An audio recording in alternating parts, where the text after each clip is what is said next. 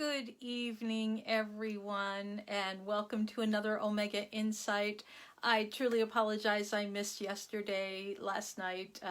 I had spent the day all day in bed, so I had actually slept straight through having to deliver this. So today, it's the third. We're talking about the third core value that we discuss in Omega. So we've already talked about love.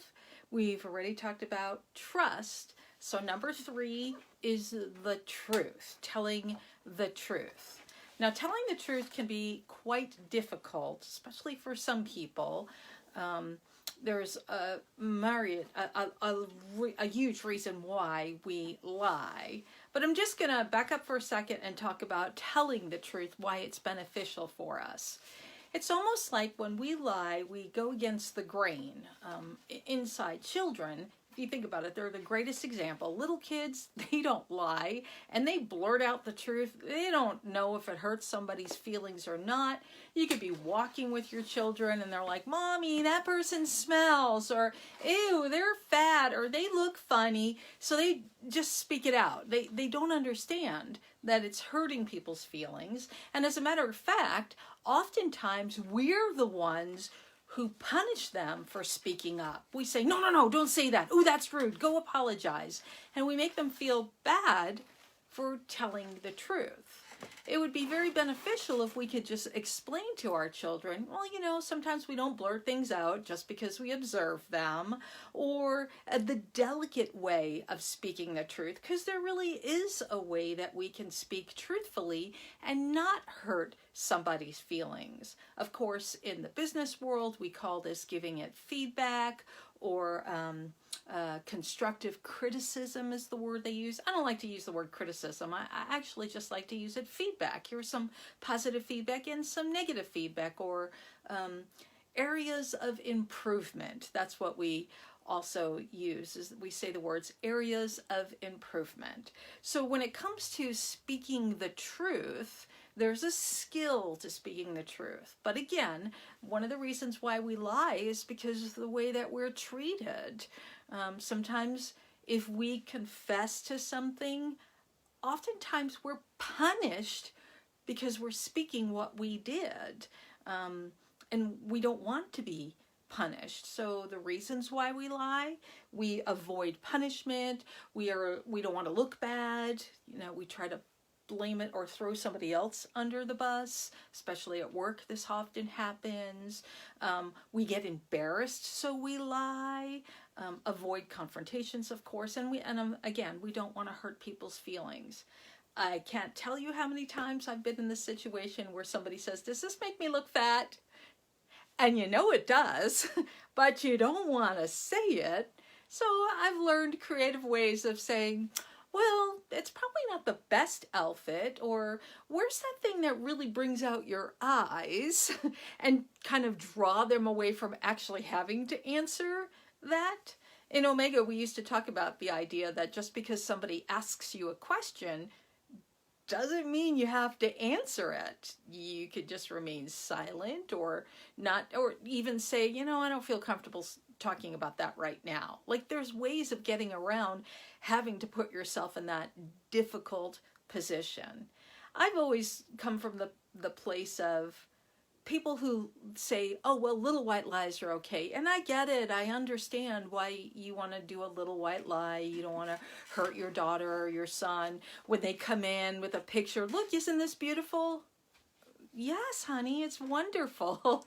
Like, I understand that. I've been there. But I also believe that little white lies can add up to a very gray area. In other words, you're not speaking clearly anymore. And, if we do I know somebody who used to lie all the time, and then they got wrapped up in their lies and they couldn't remember which lie they told to which person. And that was very difficult. That was one of my clients I was working with. It was hard to unravel.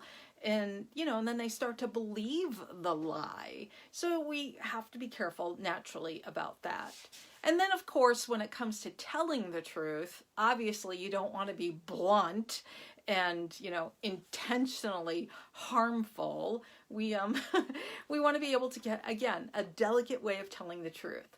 I was thinking about people that speak the truth. That gentleman Simon, I don't watch the TV shows and reality TV or the talent shows, but I know of the guy named Simon. I don't know what his last name is, but everybody talks about him because he's the harsh and cruel and gives like direct feedback.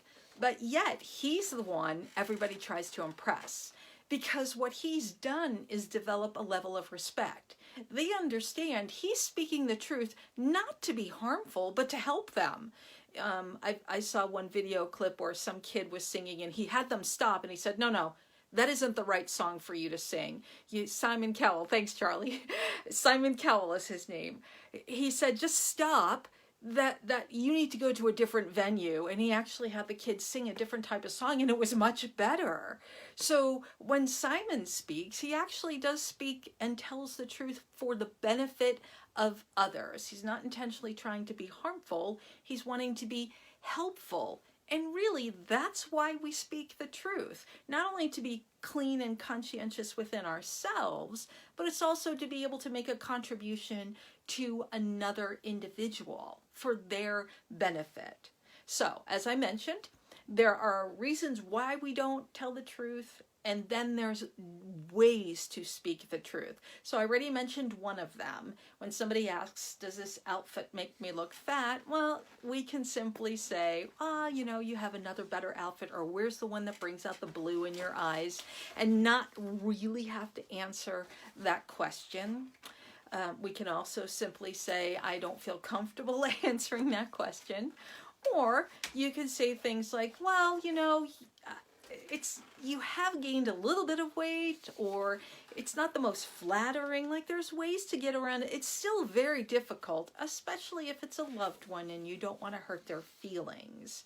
Another way to speak the truth is when you could simply say, hey, do you mind? I've got some feedback for you. At an appropriate time, can we sit down and discuss this X, Y, and Z? And make sure that you remove emotions. That's the number one key to speaking the truth. If you're emotional about it, you're going to put emotional energy into the truth, and that sometimes can be it can be heavy for somebody receiving it. If it's just factual, typically we don't get offended when it comes to being factual. When somebody asks you to edit or proofread, and then they come back and say, well, this is wrong, this is wrong, this is wrong. You don't want to say this is wrong. You simply just want to say, well, here's something that looks out of place, or this is misspelled. Like, you want to be able to not make it a personal attack when you're speaking the truth. When it comes to telling the truth, I personally feel like, and this is me speaking, I personally feel like it's a higher vibration, and that when I'm telling the truth, my vibration feels clean. When I lie, my vibration doesn't feel clean. And if we could see the vibration of our words, if we could see the effect or how they enter into another person's, whether you want to call it aura, energy, space, we could see that if I'm speaking a lie, I'm actually, the word dirty is the only word I can come up with here, but I'm making it murky. I'm adding murkiness to that person's space. And you can think about it. I think most people are attuned enough to be aware when someone's lying to them. I remember, my son will kill me for saying this, but he's very funny. When he was growing up as a little kid, the way I knew he was lying, well, both him and his sister, the way I knew they were lying, they started yelling. Like, the louder they got, that in their mind, that was like telling me that was the truth. But I knew it was the complete opposite. The louder they got, I knew they were lying. And half the time I would just start laughing, and then they get frustrated because I'm laughing at them. I really wasn't laughing. It was just like, it's such a giveaway, like you knew they were lying. again, if you're attuned enough, you could be aware when somebody is lying. We kind of get that knot or that uneasy feeling when, well, I don't really feel like this is quite true. Unfortunately, salespeople, used car salesmen, we always use that as an example. I feel bad for saying that, but unfortunately, we know a salesperson, they're just going after the buck and they're trying to make the sale. And, you know, they're going to go get their little, the thing that they do. They come in and they buddy up with you to be, they're not really being your friend. On my honeymoon, I remember we were in Maui and we went to that, you know, the condo. You have to listen for 2 hours as they try to sell you a condo or, what is that called? The vacation rentals. Anyway, you know what I mean? Timeshare. It was a timeshare. And so we sat there and they tried to hook us up with somebody who was originally from Arizona. And because I've been practicing with George, I know you don't have to answer every question. So I would just sit there and smile at this poor gentleman. And you could see he was getting all uncomfortable. And my husband was wonderful. He was engaging with him. But I knew I wasn't going to buy one. I knew I was just signed up there. Unfortunately, I knew I was signing up just for the 2 hours so I can get the discount on all the other activities that we wanted to do. And we must have been sitting there for maybe 45 minutes before he finally looks at me. The gentleman looks at me and he said, what is it that you do again? And I just said, you never asked me. And he said, oh, well, what do you do? And I said, that doesn't really matter, does it? I'm sure I was a little rude, but I know the game, and that game bothers me, so I don't want to be involved in it. So there are ways that we can just not be involved when we know someone's in this way of trying to get something out of you and lying for it. And I really not am a fan of that. I remember what they do is the buddy comes and then they have the financial person come over. So this woman came and sat down, and honestly, she was not the nicest person. She was a bit rude. Well, do you realize how much money you could save if you do this? You take all these vacations. And I just looked at her and I said, do you own a timeshare? She got up and walked away. So to me, I think we don't really have to be involved in situations like that. And again, I know that's like the whole sales pitch, but I want to go back to our present, when we're in our present individual lives and you're dealing with your spouses or a coworker or a supervisor, a manager, or even a client, customer, somebody, your neighbor. And when you know they're lying, you get that idea that they're lying. Now, here's the thing. The core value is truth. But if it's my truth, for me to get angry at someone because they're lying, can't do that. That's emotional. My expectation that everyone tells the truth, can't do that either. That's emotional. These core values are for me, not for me to tell people this is how you have to be. My core value is to tell the truth. And if I recognize that somebody is lying, I don't react, I don't punish them, I don't call them out on it. I just recognize it and I remind myself, okay?